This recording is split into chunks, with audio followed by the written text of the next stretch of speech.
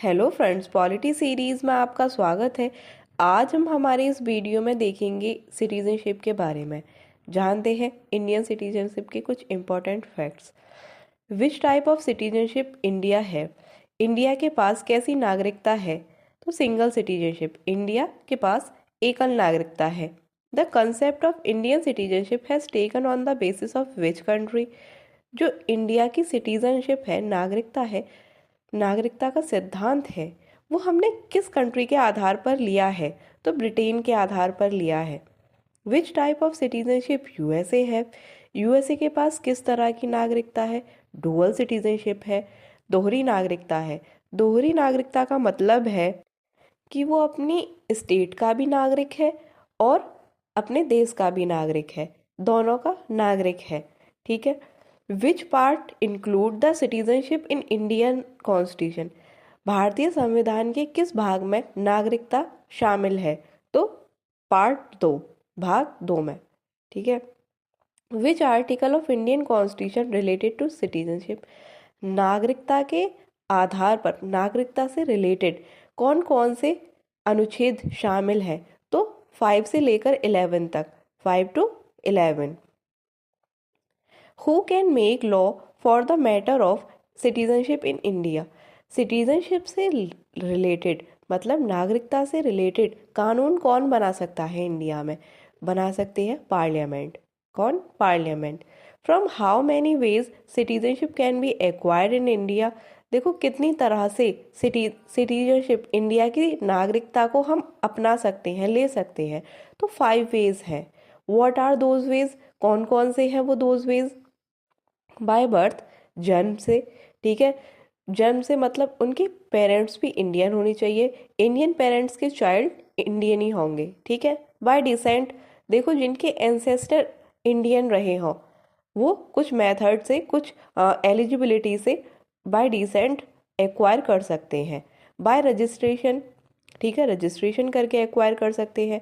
Bye naturalization, application form fill करके acquire कर सकते हैं। और इनकॉर्पोरेशन ऑफ टेरिटरी, कोई भी टेरिटरी एक्वायर की हो, इंडिया में शामिल हुई हो, ठीक है, तो वहाँ के लोग भी इंडियन सिटीजनशिप ही कहलाएंगे। From how many ways people can lose Indian citizenship? देखो एक्वायर तो 5 वेज से कर सकते हैं, तो लूज भी तो कर सकते होंगे ना, तो 3 वेज से लूज कर सकते हैं। What are those veg?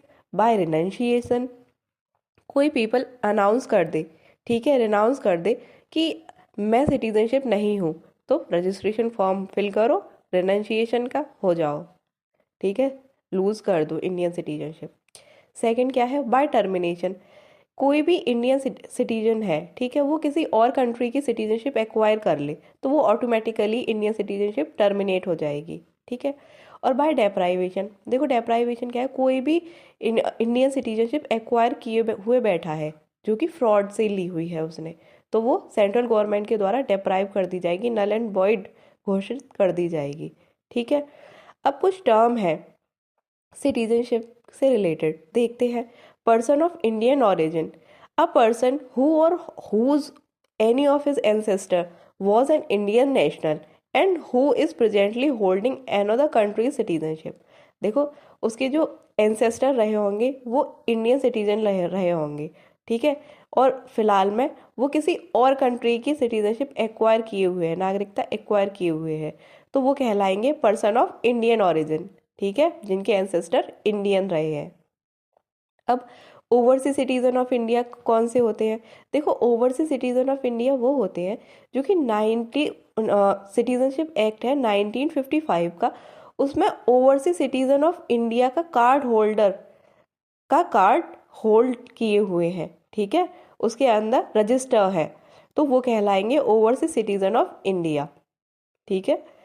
अब नॉन रेजिडेंट इंडियन कौन होते हैं? नॉन रेजिडेंट इंडियन वो होते हैं जो कि है तो इंडियन सिटीजन लेकिन रह रहे हैं किसी और कंट्री में बहुत लॉन्ग टाइम से, जैसे कि पंजाबी लोग मोस्टली कहाँ रहते हैं? कनाडा में, तो वो एनआरआई कहलाते हैं। ठीक है, नॉन रेजिडेंट इंडियन। अब पीवाईक्यूज देख लेते हैं। Which country accepted the policy of dual citizenship? दोहरी नागरिकता कहाँ पर है? हमने देखा था, ठीक है, यूएसए में है।